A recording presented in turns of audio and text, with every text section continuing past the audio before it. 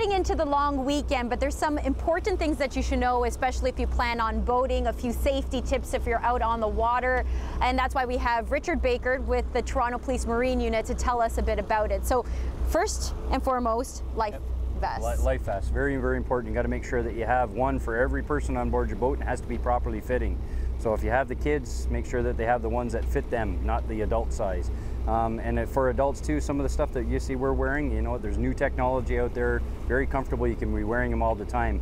What we see a lot of times, and tragically, is that people aren't wearing their life jackets, or they don't have them close at hand when things happen and they go in the water, and that's where the tragedies happen, because they slip under the water. And unfortunately, if they had this on, they'd probably be alive today.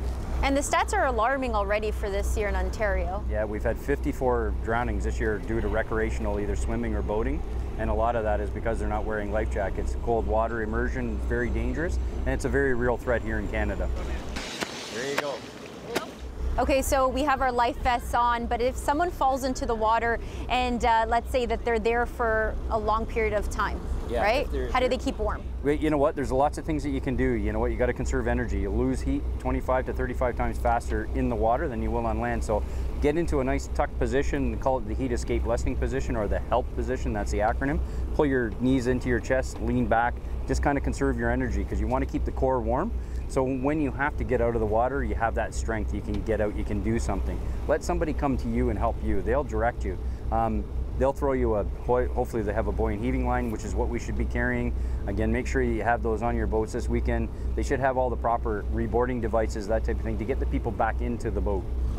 Okay, and who should they contact if they need help? Again, hopefully they're carrying a VHF radio. Not a lot of boaters, because of the expense, they don't carry the VHF radios. A lot of people like to use cell phones. Make sure your cell phone is in a watertight case, okay, because it's not much good to you if it gets wet and it's not working. So calling 911, but if you're on the VHF, you call channel 16, which is the emergency channel.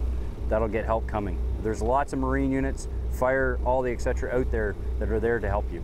Okay, so the driving message is stay safe this long weekend. Stay safe, stay sober. Again, too, make sure that you keep the cocktails back at the cottage. I always like to say, be safe out there. Thank you very much. No problem. On Lake Ontario, I'm Stella Acquisto, City News.